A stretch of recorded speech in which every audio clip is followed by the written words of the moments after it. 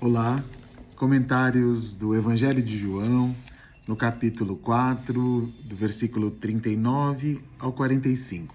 Eu vou fazer uma leitura breve ah, do Evangelho e a gente faz alguns comentários.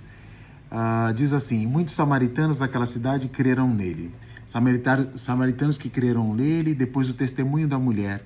A mulher samaritana que Jesus havia encontrado à beira do poço e tinha tido aquela conversa de salvação com ela, aquela conversa de ir fundo no poço, ir fundo na vida dela e encontrar água viva.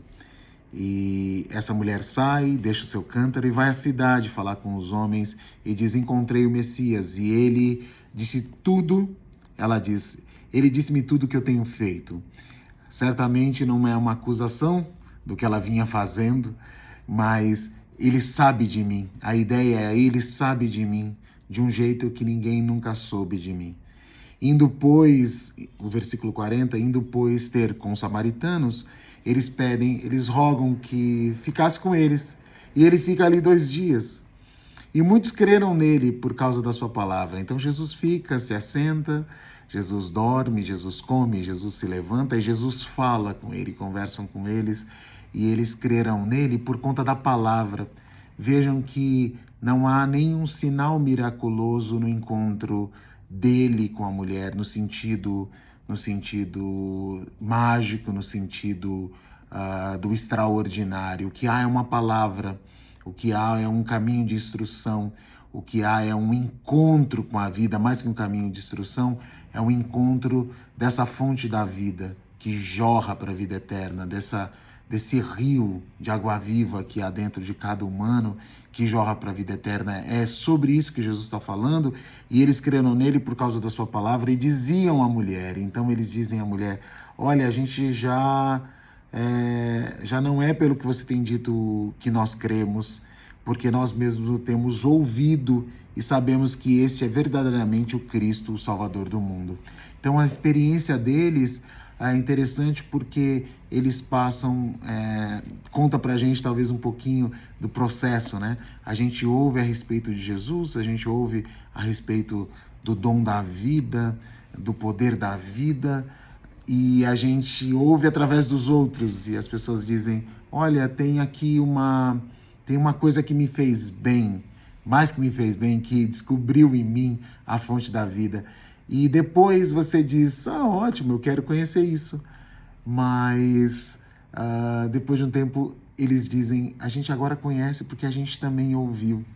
A gente experimentou do contato com Jesus e do convívio com ele, e agora a gente crê não só pelo que você diz, mas por aquilo que a gente mesmo ouviu.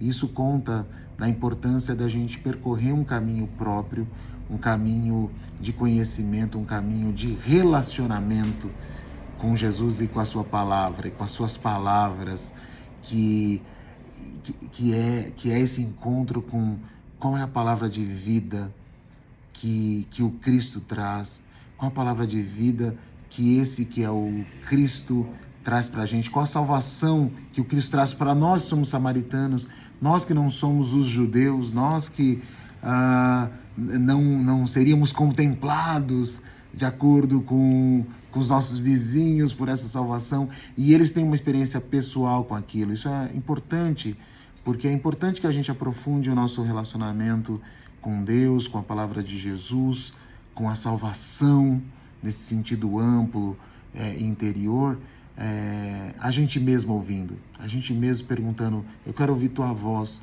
não só pelo testemunho dos outros. E o que se diz na sequência é que 2 dias depois, Jesus parte dali, do meio dos samaritanos, e vai para Galileia, que era a região onde ele nasceu. E o evangelista diz: Jesus mesmo testificou que um profeta não tem honra na sua própria casa. Ele volta para lá e não tem honra na sua própria casa. As coisas que ele está falando não são ouvidas. E ele chegando a Galileia, os galileus o receberam. E receberam de acordo com um princípio, vistas todas as coisas que ele fizera em Jerusalém. A gente está saindo de uma experiência onde as pessoas estão ouvindo Jesus, que elas não receberam ali entre os samaritanos nenhum sinal miraculoso, elas simplesmente olharam para Jesus, elas escutaram Jesus e elas disseram: esse é o Cristo Salvador do mundo, e ele vai para a região dele, vai pro pessoal dele, para gente que o conhece, e eles querem milagres, eles querem manifestações milagrosas. E eles chegam ali a Galileia e eles receberam porque ele fez coisas em Jerusalém, no dia da festa. Lembra que no dia da festa Jesus estava lá e Jesus fez aquela manifestação e ele se manifestou no templo e teve toda aquela ação, né? Toda aquela ação dele dentro do templo, em Jerusalém. Certamente ele fez coisas que não estão registradas aqui, mas eles sabiam de Jesus, porque também eles tinham ido à festa. A gente foi à festa, a gente viu que você fez coisas e a gente te recebe nessa chave, te recebe nessa expectativa de que o Senhor faça milagres aqui, que você faça manifestações da sua messianidade entre nós. Aqui tem um contraste importante que vocês já perceberam, que é, de um lado a gente tem esses que estão à margem, para quem a religião vai dizer, olha, a salvação não é para eles, e esses ouvem Jesus, e esses escutam Jesus, a sua palavra. Essa mulher escuta Jesus e tem uma relação profunda com ele. Na sequência, você percebe esses homens que escutam uma mulher, que uma mulher dá testemunho a eles sobre o Messias, e eles dão valor à palavra dela, né? Que não era comum e não é até hoje, né? Se dá valor ao que uma mulher está dizendo e que está chamando e numa condição ali extremamente patriarcal. E eles dizem, eu vou ouvir o que ela está dizendo, vamos ouvir essa pessoa. Eles ouvem e têm a própria experiência. Em contrapartida, ele chega na terra dele, entre aqueles que deveriam saber, puxa, ele é um dos nossos, e eles, na verdade, eles começam a se comportar assim, o que você vai fazer por nós? A gente está se recebendo nessa chave, a gente está se recebendo nessa expectativa. Veja que a gente tem dois tipos de espiritualidade.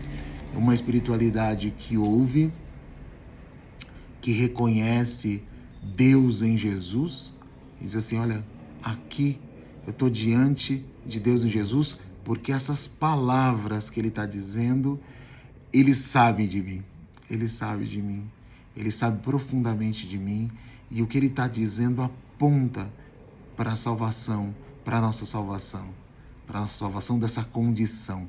Outros, ao contrário, que se acham detentores de Deus e acham detentores de Jesus, olham para ele e dizem, façam os milagres. É óbvio que a gente não tem nada contra milagre e nem contra sinais. Jesus vai fazê-los. No entanto, a questão aqui é vocês não estão preocupados com isso, vocês estão preocupados comigo, que a obra de Deus é Jesus. A obra de Deus, a principal obra de Deus é Jesus. Esse reconhecimento de que naquele que é muito parecido com a gente, naquele que é da nossa terra, o próprio Deus está presente. Que Deus escolheu ele para estar presente nele. E esse tipo de reconhecimento é que nos salva, porque nos salva da nossa condição de indigência. Porque a hora que a gente olha para Jesus e diz, não reconheço em você a divindade, a gente está dizendo da nossa própria miséria. Porque o que Jesus veio revelar é, puxa, eu e o Pai somos um e vocês também estão sendo chamados para participar disso. Então há dois tipos de espiritualidades aqui.